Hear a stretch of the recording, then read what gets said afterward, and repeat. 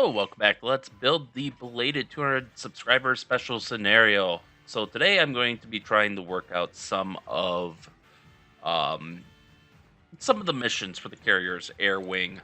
So for example, what's this air tasking order? Hmm. This should Okay, that's interesting. That will probably be something I dabble in later. For today, what I just want to do is set up oops, I don't want to do that. Let us um Oh, let's see. Let us here, add reference point. So setting it up about 100 miles from maybe around 75 miles from the carrier. Not especially far out, but considering this, that's basically over their submarines, which isn't a huge deal for us, but obviously we don't want aircraft shooting it down. And I think I'm going to have another reference point kind of on the other side as a safeguard and just to see threats from the other direction. So we got these two reference points. So let us select those. And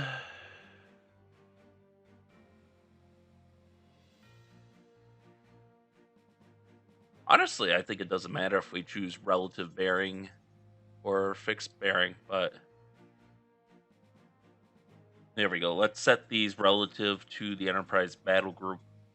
I think if they were rotating, like if the battle group rotates, then it'll rotate with it, whereas otherwise it wouldn't.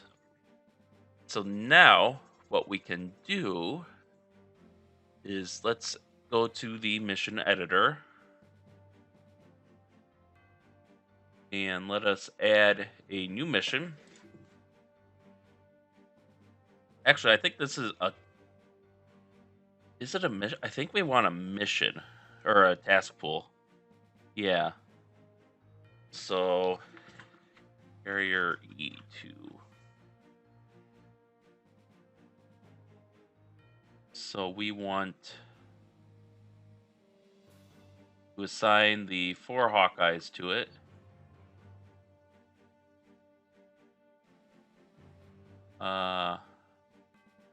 So they'll be in the task pool. This is not multi-mission.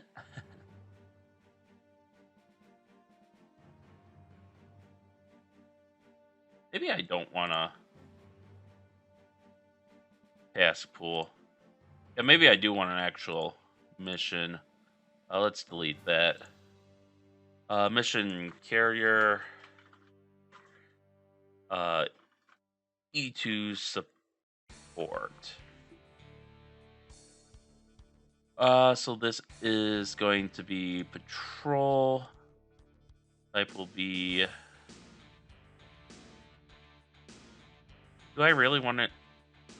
Support. That's actually what I want. Active.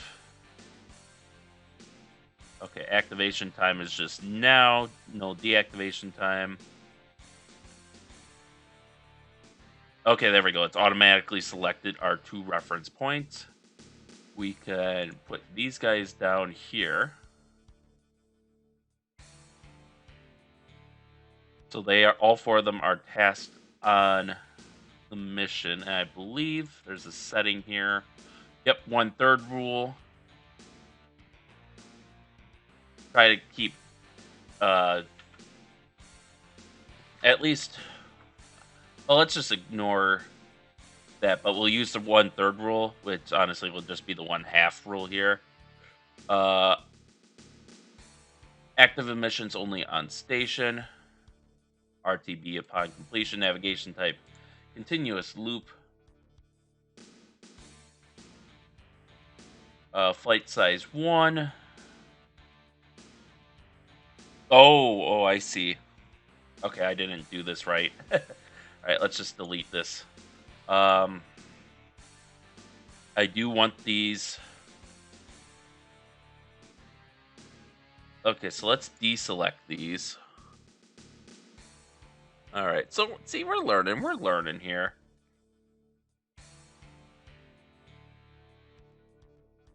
Um,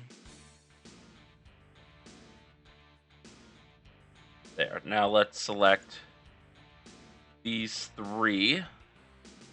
We will make the selected relative to the Enterprise. Now, if we go to the mission editor, um, mission carrier north E2 support. It will be a support mission. Activation time now. So now if we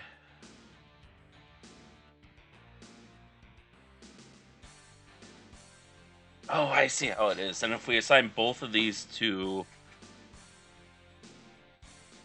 so now we have 1/3 rule. Try to keep one unit of each class on station at a time. There we go. Now they should just continuously loop these 3 waypoints in that order. Their transit speed will be cruise, stations throttle loiter. They will be at high altitude, 36,000 feet. I don't think we need to use any anything special. We don't need anything to trigger the mission.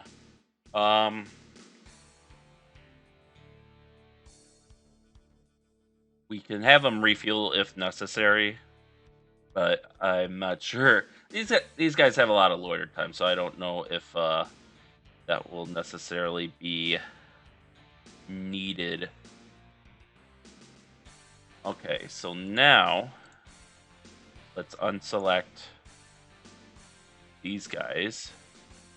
And now if we let's see, where is it? I'm in the wrong menu. We add a reference point there. And let's say one here. This one's a little bit sloppier than the other one, but I think we'll live. So now if we select these 4 and make them relative to the Enterprise, and now we go to the mission editor, we can add carrier south E2 support, support type active, immediate activation time, yada yada. Mission settings are basically just going to be the same. We might just there we go. Just change that. RTB upon completion. So I think that's generally going to be the same. So now what I want to do is if I add a new mission as task pool, E2 tasking,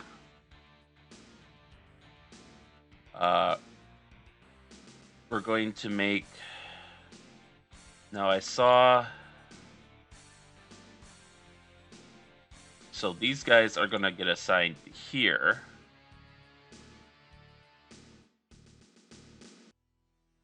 And then you, oh, that's the other thing I had to do for the other support is active missions on station only.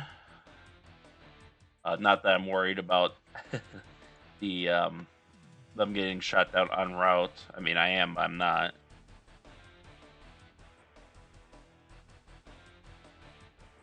So now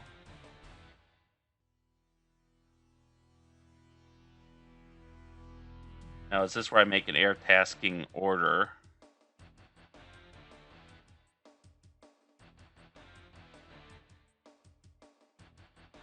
Let's see.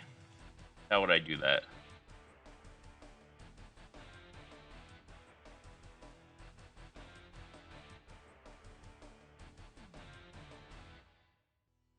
I create a flight? I thought I could hmm.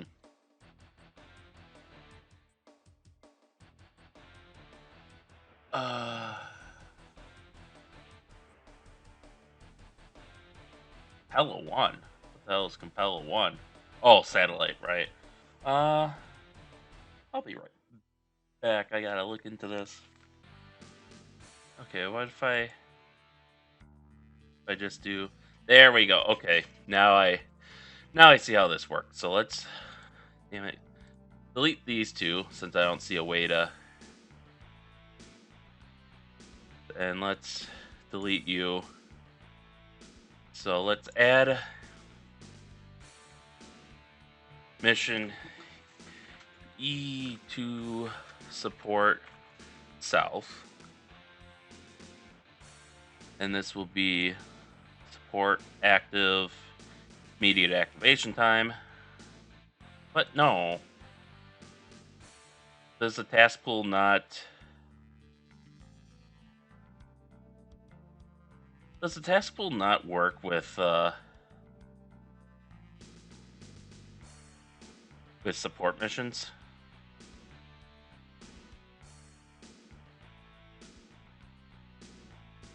I don't think it does. Damn it. That makes this a little more complicated. Also makes me really peeved since I deleted everything. Okay, so this is for strikes, more or less. Oh, we're still going to assign these guys here. Deactivation time. Airbase home. Enterprise Carrier Battle Group is your home base. Alright. So now, let's unselect these. Actually, I should move those because I want it to be along the outside, not the inside, but that's a separate matter. Anyway, editor. Mission editor. Here it is. Okay, so now let's add a new one. Mission E-2D. E2 carrier. What did I call it? Okay, just E2 support north. Immediate activation time. Support. There we go. Okay, so mission settings. There we go. Units. The 4 advanced Hawkeyes.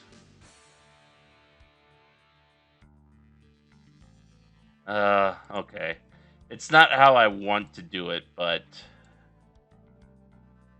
what we can do is we can split the difference and assign 2 and 2. The reason I wanted to avoid this is because if one gets shot down, then you're limited to 1 on that station instead of like staffing both of them in reserve. So that requires a little more micro, but I think I'll live.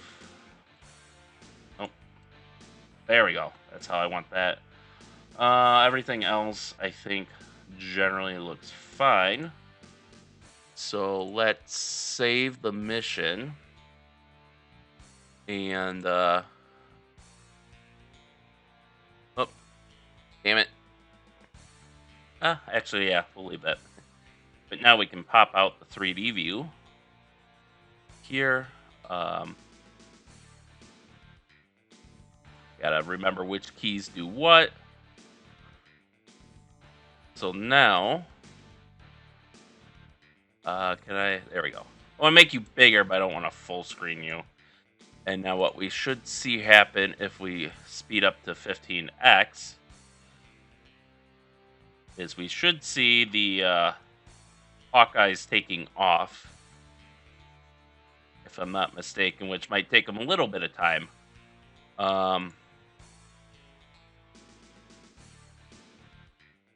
What time is it in the scenario? 2:28:13. So they should be active.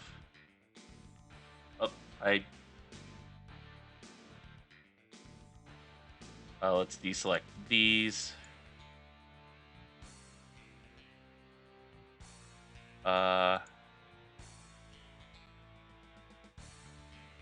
Do we have anyone taking off? Let's see. We're at 96 of 99. Oh yeah, sure they are. Look at that. One's taking off.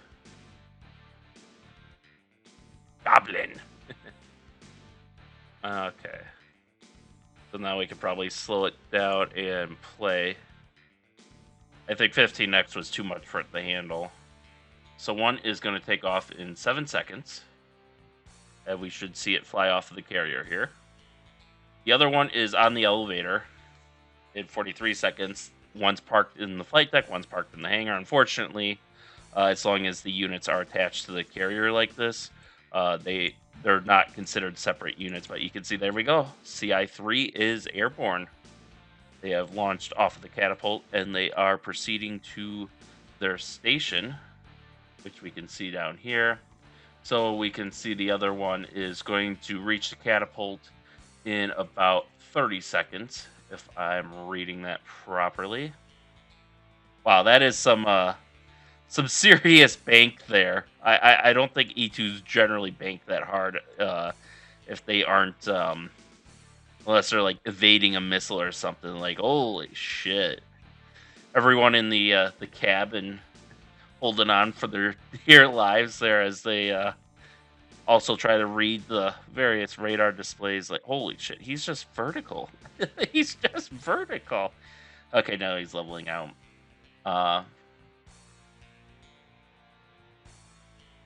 Yeah, now we see the other one is about 17 seconds away from reaching the catapult.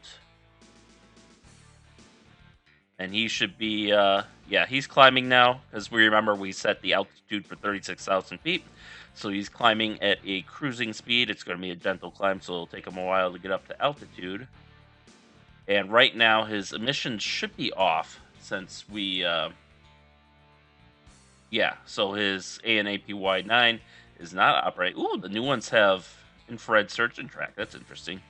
I didn't realize they had been fitted with that upgrade. Useful for maritime search, I suppose. But if a fighter gets close enough that you can see it on the IRST, that might be not too good for you. Okay, so now CI-1 is taking off. We can let's speed up to just 5x. We should be able to handle that. And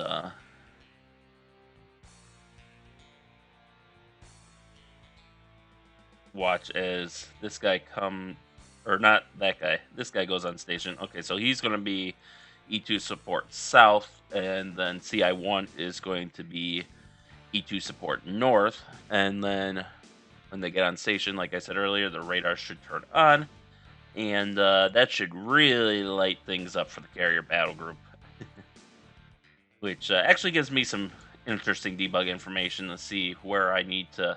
Okay. We are about to take off from the carrier, so we should see CI-1 going completely vertical there. Whoosh. There we go. And now they're probably going to do something similar to CI-3 once they reach their initial point off the catapult. You can see it, simulation struggling a little bit to keep up with the simulation, but there we go. Okay, I just saw a lot of dotted lines show up, I think. Maybe we're just getting information from... Oh, these guys. Yeah, these guys might have come up enough that we could talk to them, and maybe we're seeing their sonar. Like I said, I think for this scenario, it's not the most realistic, but I'm just going to turn on comms with them. Just because, like I said in the episode where I discussed that, they're going to hear the missiles firing. They're going to know something's up. They'll pop up probably to take orders and then, do what has to be done. But, all right, let's see if we can bump up the 15x here. Because it obviously takes them a little while to get on station here. these aren't the fastest aircraft, and they're 75 miles out. So 225 knots, round that up to say 250 miles per hour. I know it's faster than that. You're looking at probably a good 15 to 20 minutes to get out to station. Let's check my math on that. So let's say, okay, they're up to, we'll just say 230. Well, this is all nautical miles, so actually, this 50 miles or 75 nautical miles over 225 nautical miles, or sorry, 230 nautical miles per hour gives you 0.32 hours. So yeah, about half an hour. Oh, damn it. For whatever reason, sorry about that. I know that's been happening a bit. For whatever reason, my pop filter that I have keeps like flexing outwards, and what I did to kind of, because I know my voice was probably a bit harsh for, well, most of my videos up to this point. So what I did was I turned down, before I had a 10 decibel boost on my microphone, and so that way I could just play the game normally and talk normally, and then it would get picked up. But oftentimes it peaked a lot, so trying to reduce that, I removed the 10 decibel boost, but to make myself audible, I had to move the microphone closer. So now when this pop filter, it's just a little filter on like an arm, and I guess that arm likes to retract back to its original position, which pushes the filter out. So if I get too close to it and it's doing that, then I end up hitting it with my headset. So that's what that noise is, if you've ever been wondering. But yeah, now these guys they're still classified as goblin, but I mean we can clearly see. Do I have God Eye on? That might no, I don't have God's Eye on.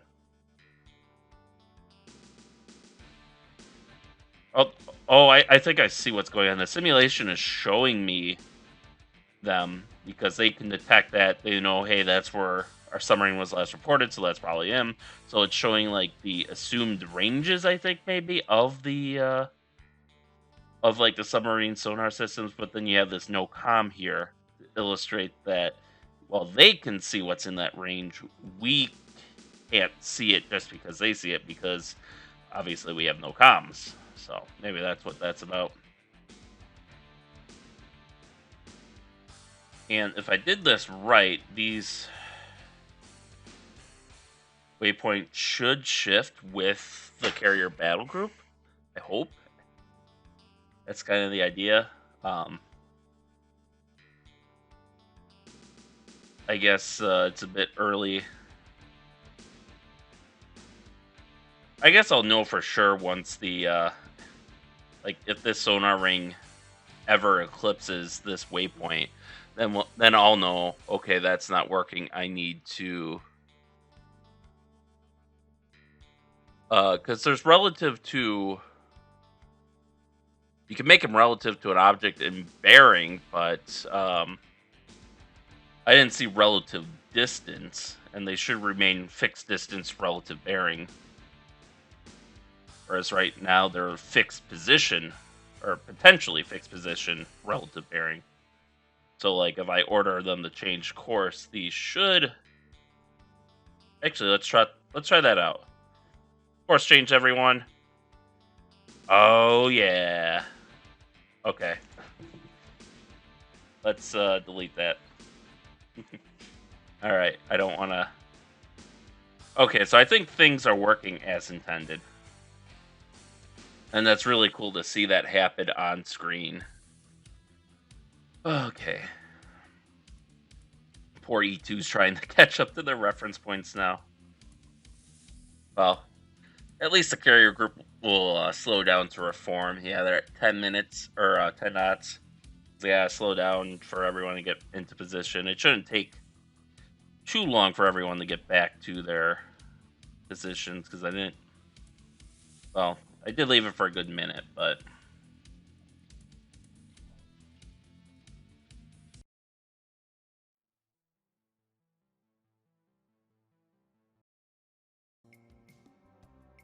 Alright, let's see. It looks like they're still kind of forming up. That's fine. But CIs 1 and 3 are almost to their assigned stations.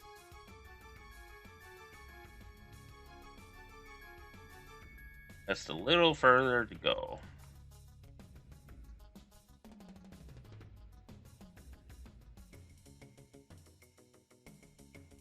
And what we should see is once they reach their assigned stations, they'll drop down to loiter speed. So that's basically going to be the minimum speed that they need to stay up in the air. Oh, that's cool. We can see their flying time. And then we should be able to see at the current speed. Yeah, they have 6 hours and 34 minutes of flying time left. And like I said, and that gives them a 714 kilogram reserve to get that they return the base with just in case things go south. And they are, it looks like we're going to end up being about 85 nautical miles from the Enterprise, so a little further out. But then again, I was always just eyeballing these. A few nautical miles isn't, I don't expect to make much of a difference in this scenario for these stations. Obviously, having them exactly in position would be good military discipline and all that, but now that they're on station, we should see them, their sensors should light up. Let's see.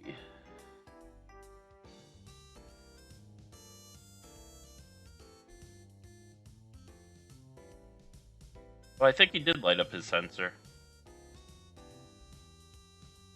No, he didn't.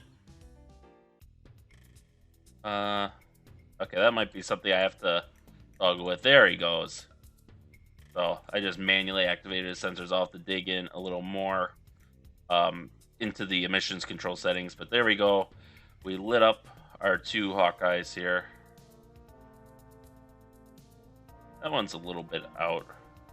Like I said, I think this is... But I wasn't paying attention to that one, so maybe it always was, you know, maybe... Or the sonar's just looking a little different, but this is really going to be the big one. So now we can see... We can't identify them, but we can definitely see them on radar. We can now see the 3 Chinese attack fleets. So, and we got we actually got a recon satellite coming overhead. So, Topaz, which is measurement intelligence, so they'll get some good information probably from Woody Island, because they pass almost directly overhead. Yeah, we see mobile generic satellite synthetic aperture radar. And then these guys should also be detected by the synthetic aperture radar too, you'd think. But I don't know how limited the range is on this guy. So maybe not. Well, sure enough, we see stuff there. And if we actually go to Chinese side... Oh, I guess the 3D had a reload. But there we could see those surface-to-surface missile batteries. We could see these guys, because they are emitting. And yeah, these were... It was detecting the SSM batteries. And hey, look, the Chinese satellite is coming through now. And we can see the Hawkeyes. We can actually see the Hawkeyes. It looks like the newer Chinese ships have sufficient electronic support measures that they can detect the ASA radar of the Hawkeye. Which is interesting because the whole point of ASA, or well, part of the point of ASA is that it's supposed to be a low probability of intercept. It's not supposed to show up as well on like enemy electronic support measure systems. So the fact that everyone and their mother can see it is kind of a I guess it just shows how far we've come with the electronic support measures.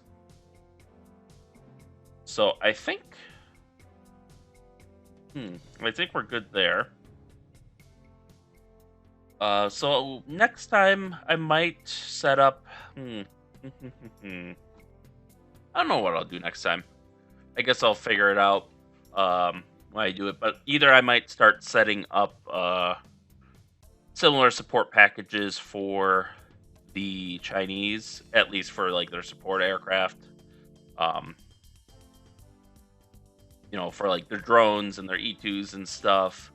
I might uh, I might even do a mission planner for like setting up the attacks of these ships. Are we actually okay? So we're within range of the Woody Island battery, but I don't think we'll actually get within range of the Hainan Island batteries. So I'll probably end up just deleting those from the scenario to improve performance, but I think that's where we're going to leave off today. So with that, thank you all for watching and stay tuned for next time and stay safe out there and we'll see you then.